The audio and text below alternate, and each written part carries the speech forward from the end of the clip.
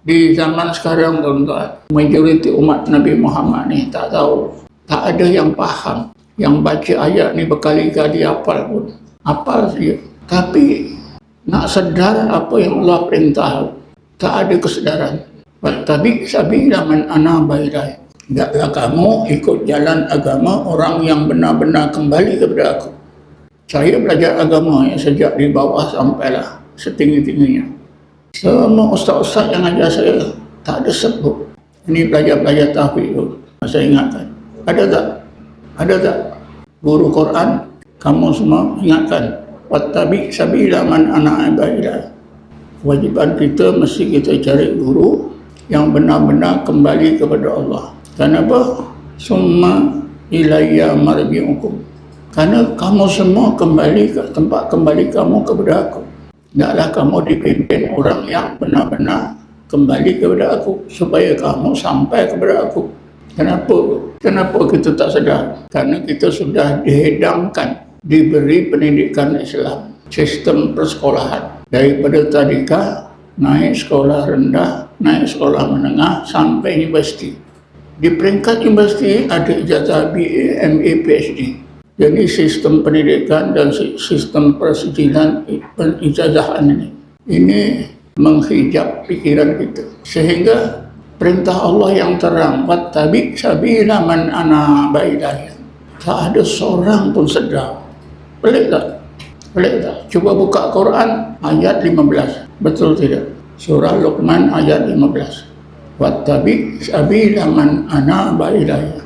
Ini panduan yang asas, yang penting. Sebab apa? Kita semua balik kepada Allah. Dalam surah Baqarah, Bismillahirrahmanirrahim. Kaifa takfuruna billahi wa kuntum amwatan fa ahyaakum summa yumitukum summa yuhyikum summa ilaihi turja'un. Ayat ini Allah terangkan hidup kita ni 5 tahap. Tahap pertama, semasa belum dimasukkan ke nyawa dalam tubuh kita, segumpal daging, segumpal darah. Kaifa takfuruna wa kuntum amwatan. Mula-mula ni tahap pertama, kita ni amwatan, dalam rahim ibu, mudghah, segumpal daging, segumpal darah. Summa yuhyikum, kita hidup di dunia sekarang ni.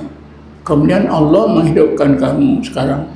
Tahap ketiga, mati. Dan ini pun kita dapat yakini semua orang mati. Jiran kita mati, bapak kita mati, adik-beradik kita mati, kawan kita mati. Semua orang mati.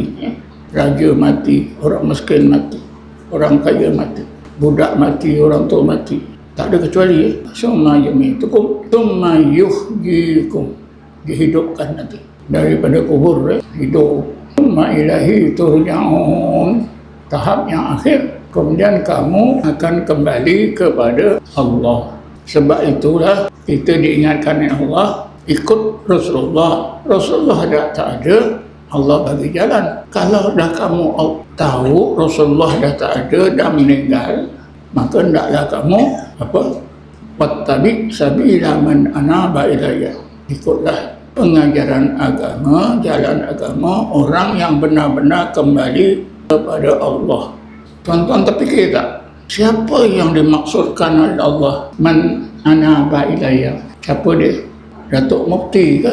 Tuan-tuan Qadi ke? Profesor-profesor kat universiti ke? Guru-guru agama ke? Siapa dia? Saya yakin tuan-tuan tidak pernah tanya. Betul tak? Jangan bohong. Tak boleh bohong, tak pernah tanya. Sebab pengalaman saya sendiri pun tak pernah tanya. Bila saya sedar? Saya sedar bila saya belajar beramal dengan tarekat. Barulah. Selama ni saya belajar agama daripada bawah sampai setinggi-tingginya, sampai dapat PhD. Baik jugalah bila saya belajar tarekat Naqsabandiyah Khalidiyah tahun 81, saya bersuruh itu pun mengambil masa 2-3 tahun baru jumpa. Jadi pengalaman saya ni tuan-tuan, saya ceritakan tentang ni. Apa kewajipan kita?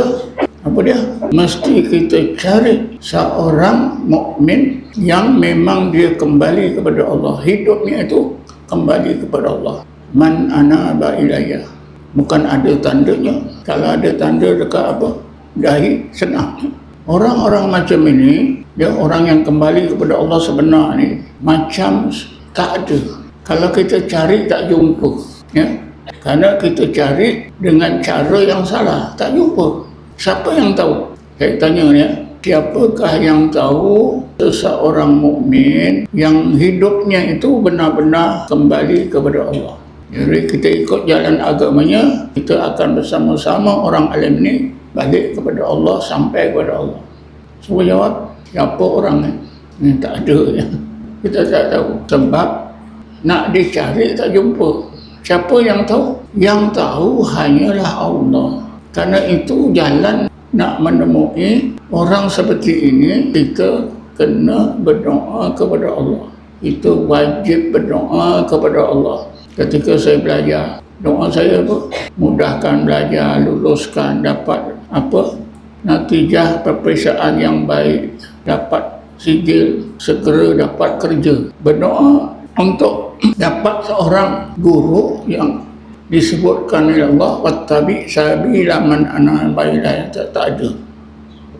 Ini pengalaman saya fikir tuan-tuan sama.